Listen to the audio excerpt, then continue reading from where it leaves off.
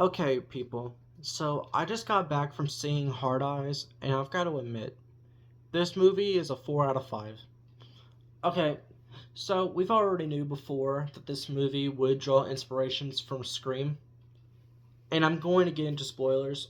I don't recommend watching the video if you don't like spoilers or anything because it ruins the movie. I've heard from a lot of people. That's why I try not to spoil that much when I get out of the film. But I just want to talk about a lot of stuff that goes on in this film.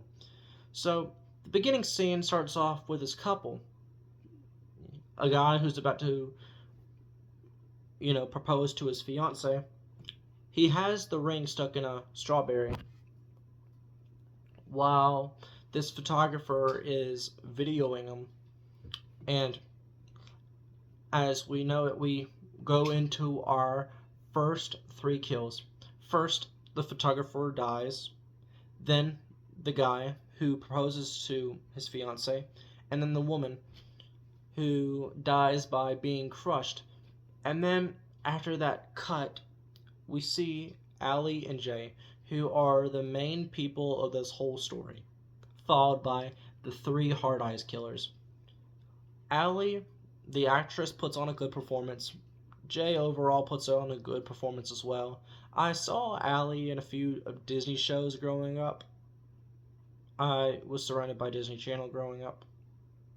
My sister, me, my cousins, we used to watch it all the time. Jay, I knew from his performances with Scream. That's how I know who he is, the actor himself. But I'm just going to go further into this review, which I've already talked about the intro. But after that three kill scene with the photographer, with the fiance, and with the guy that was proposing to his fiance, we get introduced to Allie and Jay, which their first, like the first time they meet each other is at a coffee place where they end up getting the same order, and her friend's just saying, "Hey, the guy is good looking. How about you just go after him?" And she's just like, "No," because Allie had just got him. Well, Allie didn't get broken up with. She broke up with her ex because I guess things didn't go too well. She didn't. They didn't explain why she broke up with him in the movie. But the reason why she gets jealous of her ex throughout the movie is because of the fact that he was able to move on that quickly with another woman, which, in my opinion, I have no problem with. Whatever is your decision, it's your decision by the end of the day. Who am I to judge for it? But this part of the movie is very important because it comes into play with the rest of the movie. We see that they work at the same place, which is a jewelry department store for newlyweds, for women, or all kinds of stuff.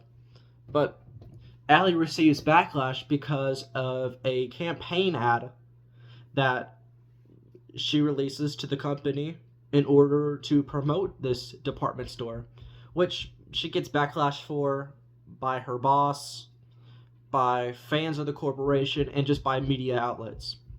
So her boss is just like, "Hey, how about we get Jay to work with you?" In which Jay gets excited. Jay gets really, really excited. They he meets We see after that scene that Allie and her friend are in the bathroom somewhere, and Jay is just like across the door, and he said, "Hey, I suggest that we have a dinner work date tonight in order to discuss our plans." And what she doesn't follow up with the idea at first, but then he kind of like, I don't know if it's like forcing. I think she just is more the lines of she just gave up, really. But at this dinner date, it doesn't even feel like a work date. It just feels like a dinner date. Like, it feels like a date that a couple would have, not one that two work colleagues would have. And so they're talking about relationships, and Allie just looks at him and says, "Look, you seem like a really nice guy. You really seem like a sweet guy, but I'm not ready for a relationship. I've gotten my heart broken so many times I used to believe that love came from the fairy tale books that were forced upon us when we were kids.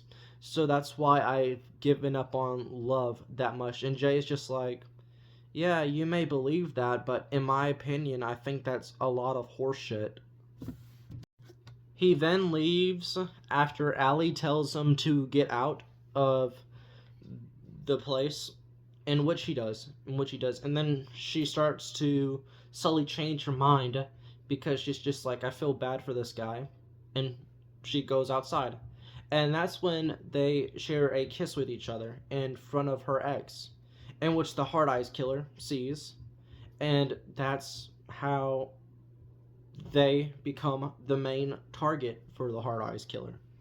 My favorite scene in this movie might have to be the drive-in movie theater part where we see the hippie couple having sex in the back of the van while Allie and Jay are in the front just listening to them have sex, and then the Hard Eyes killer is just looking for them. That might have to be my favorite part of this whole entire movie. The reason why I give this movie a 4 out of 5 is because of the ending. The ending is so weird. So we come to realize that the Hard Eyes killer doesn't kill just for the sport of it. He kills because they kill because they're sexually pleasured by it. It's a kink fetish they have. It's a kink fetish that they have. But overall, I think it's a good movie. I think it's worthy of the time watching it. We got some good kills within this whole movie. But yeah, it's overall good. I recommend any horror fan to go see it. I give it a 4 out of 5, but I'll see you on the next one. Bye!